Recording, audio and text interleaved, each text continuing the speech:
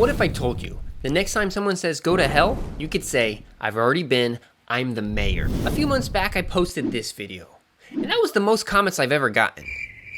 So I decided to make a follow-up. And with 20,000 towns in the United States, these are some of the most unbelievable names I could find. From normal to boring, and why to why not, the United States is home to numerous towns that will certainly make you raise an eyebrow. Perhaps even a monkey's eyebrow. But today, let's kick things off with a place that, despite its ominous sounding name, is anything but Hell, Michigan. This quaint little village, known for its quirky sense of humor, has everything from a general store to an ice cream parlor. And have you ever wanted to be mayor? Now's your chance. Visit the town's website and select a date to officially be named mayor for a day. As an elected mayor, you'll receive your very own devil horns, a t-shirt, a mug, a badge, a wallet card, and your very own official mayoral certificates. And for those of you wondering why it's named Hell in the first place, there are multiple rumored origins. The legend has it early settler George Reeves jokingly said, "I don't care, you can name it Hell if you want to." The name stuck, and today Hell is a beloved tourist spot with thousands of visitors every year. Plus, with an average low temperature of 15 degrees every January, the phrase "when hell freezes over" might not be as improbable as you think. But if you're not up for the full descent into hell, you can just go halfway. There's a town called Half Hell, North Carolina. This small unincorporated community earned its name from the early settlers who, while struggling to navigate the dense swamps, often exclaimed that they had ventured halfway to hell. However, unlike Hell, Half Hell and many other oddly named towns do not have a bustling tourist scene. Many of these names actually arose from the fact that these areas were so sparsely populated in the first place. This allowed names to be chosen with minimal objections. A good example of this? Rough and Ready, California, where a select few pioneers left their mark on the town's moniker. In the late 1840s, gold was discovered in California, and a group of Wisconsin miners ventured west in search of their own fortunes. In honor of General and newly elected President Zachary Old Rough and Ready Taylor, the miners named themselves the Rough and Ready Mining Company. Upon striking gold, they not only established the town of Rough and Ready, but they also managed to turn their newfound wealth into a highly profitable mining operation. By the early 1850s, they were bringing in over $1,000 a day. In modern times, that's the equivalent of $32,000. As a result, the population boomed to nearly 3,000 residents. But unfortunately, by 1859, a series of devastating fires and declining mining profits led to a dwindling population. Many sought fortune elsewhere, and today, all that remains of Rough and Ready is a few historic buildings and a small unincorporated community. So for now, let's set aside the gold pans and grab some fossil brushes, as we head for a town named after prehistoric beasts, Dinosaur, Colorado. Originally known as Baxter Springs and then later Artesia, this Colorado town underwent a fun rename in 1966. The new identity, inspired by the nearby Dinosaur National Monument, an area of land where over 1,500 dinosaur fossils have been discovered. And the town proudly embraces the prehistoric name. It's filled with dinosaur-themed decorations. But here's my issue. The gas station is a Conoco. Sinclair, what are you doing? Talk about a missed opportunity. At least the town makes up for it with street names like Brontosaurus Boulevard and Tyrannosaurus Street. And since we're on the topic, did you know that Tyrannosaurus Rex has a DNA link with modern-day chickens?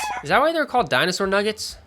Anyway, just like the T-Rex, we're going from dinosaur to chicken. Chicken Alaska, that is. Although, if the founders had spell check, the name would be something else entirely. Nestled in the remote wilderness of eastern Alaska, Chicken is a tiny but quirky village with only just a handful of residents. And the unique name has an interesting backstory to it. Founded in the early 1900s, the town's pioneers initially sought to name it after the local bird, the ptarmigan. But a disagreement over the spelling of ptarmigan, with the P being silent, led them to opt for a simpler and more easily remembered name, Chicken. Now recognized as an old mining town, Chicken holds a spot on the National Register of Historic Places. Although small, its downtown area has a general store and a gas station, but what really stands out is the giant chicken statue. Made completely out of recycled school lockers, the chicken statue stands right beside signs that point towards other various chicken-themed towns. One of those being Two Egg, Florida. There are numerous rumors about how Two Egg got its name, but the most popular legend takes place during the Great Depression. So the story goes, the town's general store operated a unique trading system, allowing customers to exchange eggs for a range of goods, thus giving birth to the town's unique moniker. However, Two Egg is a relatively small community, mainly made up of scattered farms, so we're going to take those 2 eggs and make them part of this complete breakfast. First up, we're going to make a hearty bowl of oatmeal in Oatmeal, Texas. In the mid-1800s, the town of Oatmeal was settled by German families. Now, as for the intriguing name, there are a couple of theories. Some believe it might be linked to Mr. Oatmeal, the owner of the first grist mill in the area. Others suggest it could be tied to the Habermehl family. Haber is a dialect from Hafer,